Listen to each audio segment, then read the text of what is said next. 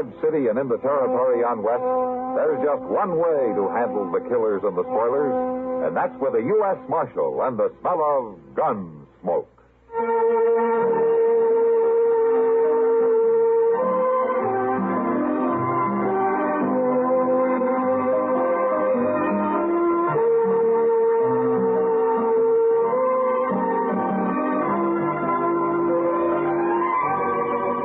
Gunsmoke, starring William Conrad, the story of the violence that moved west with young America, and the story of a man who moved with it.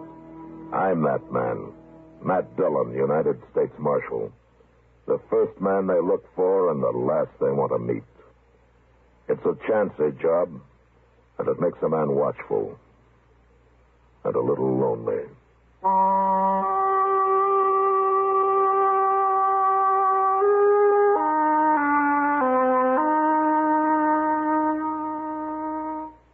Here's actress Joan Bennett. It's terrible to try to act with a dreadful cold. To feel better quickly, I take 4-way cold tablets. The fast way to relieve nasty cold distress. Yes, tests of 4 leading cold tablets proved 4-way fastest acting of all.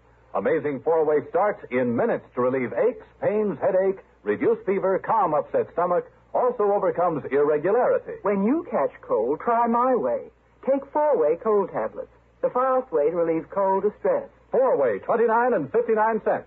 And now a word about another fine product of Grove Laboratories. Had dandruff for years? Now get rid of it in 3 minutes with Fitch Dandruff Remover Shampoo. 3 minutes with Fitch regularly is guaranteed to keep unsightly dandruff away forever. Apply Fitch before wetting hair. Rub in 1 minute. Add water, lather 1 minute. Then rinse 1 minute. Every trace of dandruff goes down the drain.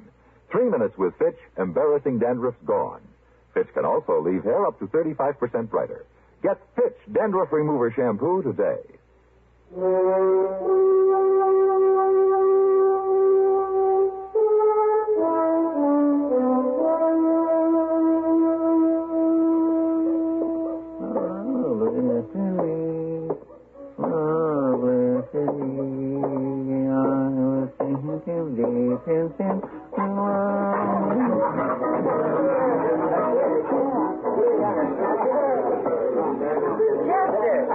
Evening, Miss Kitty. Well, you were going straight to the bar without even saying hello. Well, I figured you were busy. I'm busy telling Andy here about Dodge. Andy, this is Chester Proudfoot. He's one of the people you ought to know. This is Andy Hill, Chester. Nice to meet you. Sit down, Chester. Thank you. Chester works for Marshal Dillon, Andy. That ought to be a good job. Well, it's a fine job if you like long hours and poor pay. He spends quite a few of those long hours sitting around the depot waiting for the train to come in, Andy. Well, now, that's just so Mr. Dillon will know where I'm at if he wants me. Oh, sure. You staying long in Dodge, Andy? Maybe. I don't know yet, Chester. I've been advising him to move on. Why? Mostly because I'd like to myself. Your name, Kitty? I'm busy, mister. They told me your name. I'm going to buy you a drink. Come on, over to the bar. Back to your hogs, mister. You're spoiling the air. I'll have no talk from a woman of your kind. All right, you get out of here, mister. Get out You putting right me now. out? You ain't even armed. Well, I'll find me a gun quick enough. Mister! How about me? I'm armed. You're too young to be wearing a gun. Take it off. You do it. You take it off. I sure will. From there. You want to die, don't you? No, I don't want anybody to die. Now, you get out of here. I'm going to put a bullet in you. You can't do it, mister. Don't try it. I'll show you.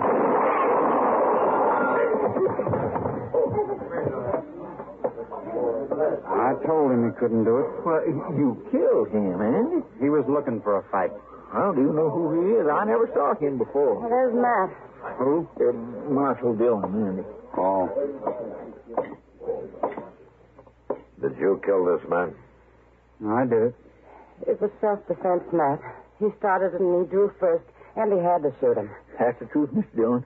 He was treating Miss Kitty bad, and I didn't have no gun, and Andy stood right up to him. Get some help and carry him out of here, Chester. That's right, I will. Alvin, you and Pony, give me a hand here. Kitty, let's step over here. You and Andy, is it? Andy Hill, Marshal. You should have seen it, Matt. That man had his gun almost out before Andy even started to draw. So you're pretty fast, huh, Andy? Well, I'm alive. Where you from? I told you my name. It don't matter where I'm from. What are you doing in Dodge? I come here looking for a job. An honest job.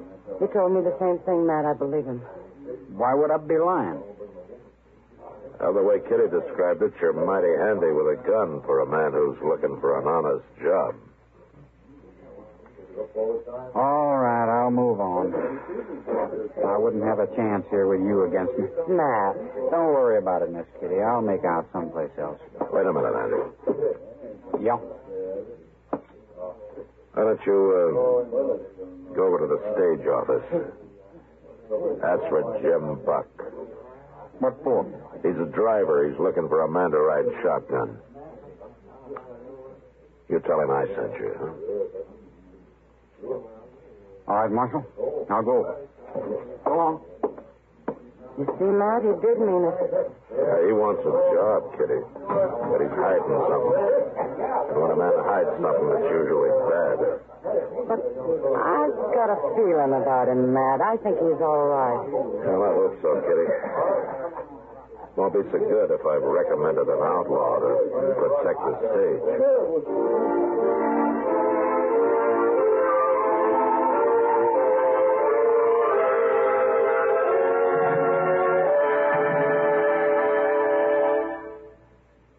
No one could be more at home with history than Edward R. Murrow. For more than 20 years now, he's focused his attention on world affairs, broadened his viewpoint with travel, and sharpened his perspective by meeting and getting to know many of the leading statesmen of our time. 5 evenings a week on CBS Radio, Edward R. Murrow shares his experience with you. For a clear, concise report on today's important developments, join us on most of these same stations when it's time for Edward R. Murrow with the news. A fuller understanding of current events is waiting for you, too, on every lively edition of our World News Roundup.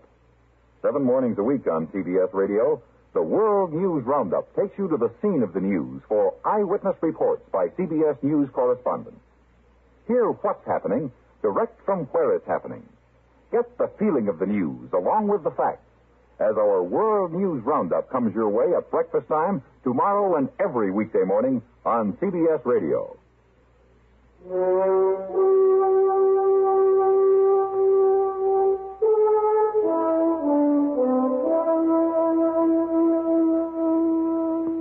I didn't see Andy again that night, but I ran into Jim Buck, and he told me that he'd hired him, and they were leaving for Hayes City the next morning. It was 2 days before they were due back before I'd find out if I had made a mistake or not. I waited. The evening they were due, I was down at the stage office. Of course, the stage was late, over an hour late, but finally it came. And there was Andy, up on the box next to Jim. They pulled up, and Jim jumped down and came over to me. Marshal, arrest him. What? Arrest who? Andy Hill, that's who. If I hadn't heard how good he is with a gun, I'd have taken him myself. I'd have shot him dead. Now, wait a minute, Jim. Wait a minute. What's the trouble? He's mad at me, Marshal. Mad at you? You ought to be tarred and feathered. Now, wait a minute. He was held up, Marshal. Held up, by heaven. This so-called shotgun man sat there like a owl on a rafter. Sat there and didn't do a thing. Is that true, Andy? Why kill a man for nothing, Marshal? For nothing. The treasure box was empty and we carried no passengers this trip. He didn't get a thing. You didn't know that box was empty till I told you afterwards. I knew it before we left Hayes City. I figured I ought to know what I was guarding, so I found out. Sure, and for all I know, you was in cahoots with that bandit. Maybe him and you were partners. There's no proof of that, Jim. Well, I ain't hiring a man who won't fight. You're fired, Andy. I never want to see you again. I'm sorry, Marshal. I guess I've disappointed you. Because you didn't want to kill a man for nothing? That's right. There, wasn't any other reason, was there, You think I was in on it, too. No, I didn't say that. Good night, Marshal. Andy. Andy.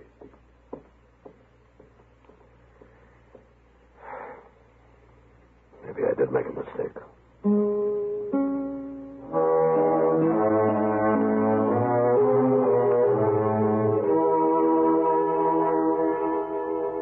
I wasn't sure about Andy that night, but the next few days changed my mind again. He went all over town looking for a job. He tried everybody and everything, but nothing came of it. And finally I heard that he'd got discouraged and had quit trying. I had a long talk with Jim Buck, and at the end of it he was sorry that he'd lost his temper, but he still wouldn't rehire him. And that was that. Until one night about a week later, Doc and I were having a beer at the Texas Trail. Well, now, what I've seen of him, Andy's got a lot of pride, man. Maybe too much pride, Doc. Oh, well, he's young. He's feeling his blood. We were all like that once. Yeah, there's more to it than that, Doc. What? I don't know. Andy doesn't talk much, especially to me. Well, maybe he doesn't trust the law. Well, most people around here don't. Oh, now what? That's Andy. He's drunk. Well, who's that following him? Give us a drink, boys. Who is that, man? I'm trying to think, Doc. I've seen his face. Maybe it was his picture. Drink with you. You'll drink. There's going to be a fight, man. Stick around, Doc. We may need you. You leave me alone, sir. I take it bad when a man won't drink with me. You take it anywhere you like. I could kill you, Andy. You're drunk. That's right. Hold it, Andy. You stay out of this, Marshal. He's right, Andy. You're too drunk to fight. Am I? You watch me. Go.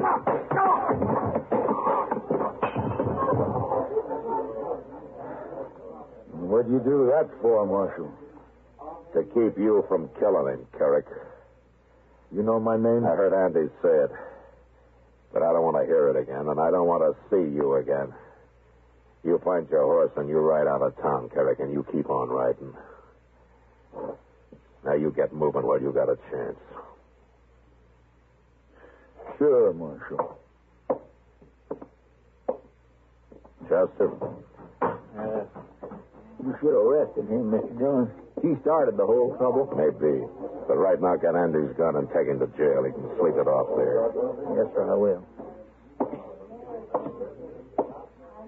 Well, you didn't need me after all, man. You know something, Doc? Huh? That's the first time I ever turn an outlaw loose. What? Carrick, I saw his picture the other day on some new circulars. The law in Oklahoma Territory would like to have him back. Well, then why didn't you arrest him? Andy's wanted with him.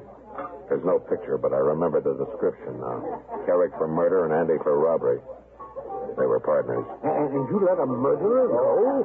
Not exactly, Doc. Carrick needs Andy for a partner. That's why he came here. And that's why he'll come back. Yeah, he comes back. You're going to have two outlaws to deal with. Maybe. But it's Andy who's going to have to decide that. He's still got a choice to make, Doc. All I'm doing is giving him the chance to make it. Then why should you risk facing a pack of trouble to help a man you hardly know, man? A man who hardly knew me went out of his way once, Doc. Maybe I'm kind of paying him back. Oh, well, I still say you must have a lot of faith in Andy. Not a lot, Doc. Just enough to take a gamble.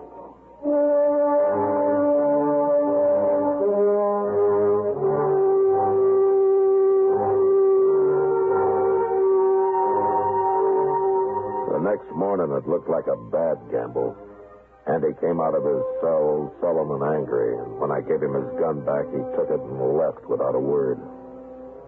Later, Chester reported that he'd ridden out of town, and it was several days before I heard of him again. Dillon? Yeah, what is it, Chester? Andy Hill's back in town. Oh? He's standing out there on the boardwalk talking to Jim Buck. I went up and said hello to him, and you know what Jim told me? He's went and hired Andy to ride shotgun for him again.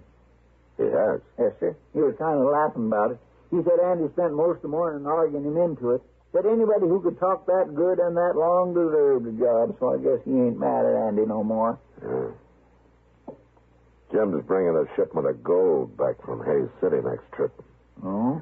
Maybe Andy knows about it. Him and Carrick both. Oh. What's that? It's a circular from Oklahoma with Carrick's picture on it and Andy's description. What's it going to do with it? Andy's outside, you said? Yes, sir. I'll be back directly.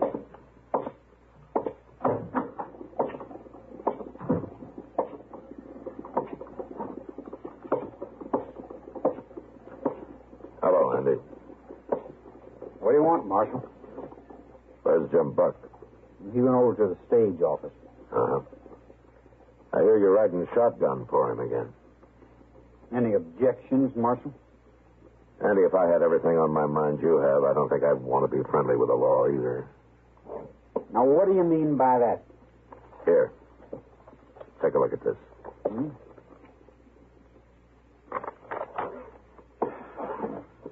So now you know. Now, wait a minute, Andy. I didn't come to arrest you, so don't make me kill you. What? I wanted you to see that circular. I didn't think you and Carrick knew it was out. I don't understand you, Marshal. It was Carrick who held up the stage last time when you were riding shotgun, wasn't It it? had nothing to do with me. I didn't know he was in the country. But you didn't shoot because you didn't want to kill a man for nothing, especially a former partner. Look, Marshal. I think you're partners again, Andy. I think you got this one planned. You won't take me alive, Marshal. I told you I didn't come out here to arrest you. Why not? Because I think a man who wants it deserves a chance, Andy. You haven't had yours. Not yet. Maybe I'm wrong giving it to you, but I'm going to do it. What do you mean? The stage goes to Hayes tomorrow. It'll be back Thursday. I'm going to be waiting for it, Andy. Waiting real hard.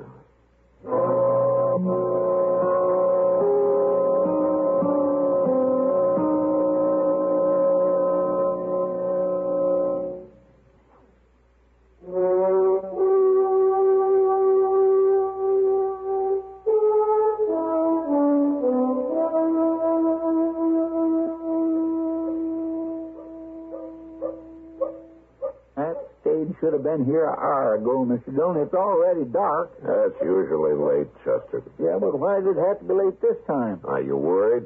Yes, sir. And so are you. Yeah. Kind of like putting your whole stake on the turn of one card, I guess. Sure isn't it? Mr. Dillon? Yeah. Look, it made it. The stage made it. Yeah, the stage did, Chester. But there's no shotgun messenger. Oh, I got you right. Well, where is Andy?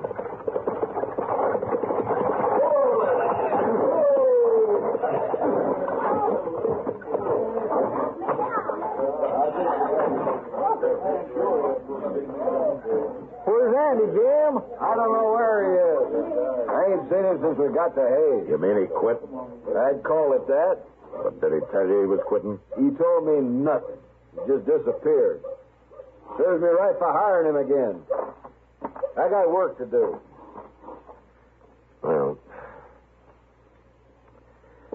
come on, Chester. Let's go back to the office. Reckon he figured he'd get as far as Hayes without you after him. Then him and Carrick could run from there. What you looking at? That rider coming up the street. Leading that pack horse? It's not a pack horse, Chester. It's a body tied across a saddle. And that's Andy leading it. By Jim, you're right. Well, now what's he gone and done? We'll find out. Hello, Marshal. Hello, Andy.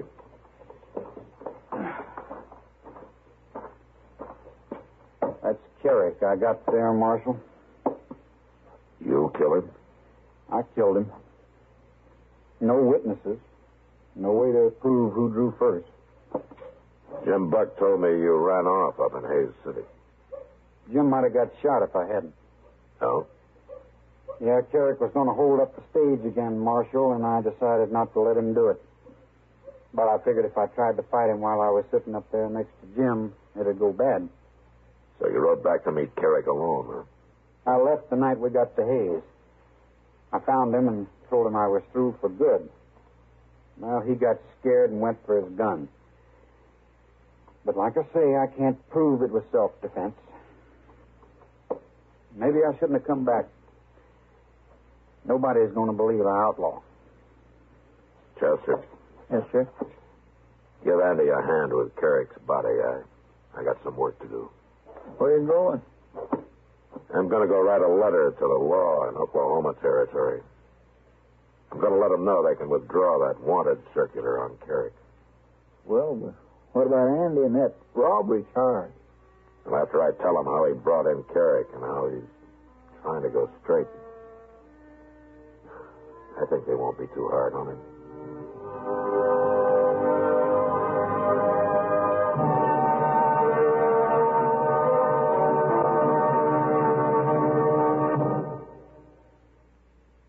You and your best date have a New Year's Eve date right here on CBS Radio. Join us on New Year's Eve as many of these same stations present America's top dance bands, one right after another, for the 1959 CBS Radio New Year's Eve dancing party. From mid-evening right up to dawn, dance to the music of Jan Garber's orchestra and the Glenn Miller Orchestra with Ray McKinley. Ring out the old, ring in the new with the orchestras of Richard Maltby, Count Basie, Vincent Lopez, and Guy Lombardo. Old Lang Syne it with the Tommy Dorsey Orchestra and Warren Covington. The orchestras of Freddie Martin, Duke Ellington, Ralph Flanagan, Lawrence Welk, and Turk Murphy. When 1958 bows out, you supply the partner and the fancy footwork, and let the biggest bands in the land take care of the rest. Wherever you may be, whatever you may be doing, ring in 1959 with CBS Radio's Gala New Year's Eve dancing party on most of these same CBS radio stations. Gunsmoke. Produced and directed by Norman Macdonnell, stars William Conrad as Matt Dillon, U.S. Marshal. The story was specially written for Gunsmoke by John Meston. Featured in the cast were Sam Edwards, Harry Bartell, and Barney Phillips. Parley Baer is Chester, Howard McNear is Doc, and Georgia Ellis is Kitty. This is George Walsh inviting you to join us again next week for another story on Gunsmoke. Over the CBS Radio Network.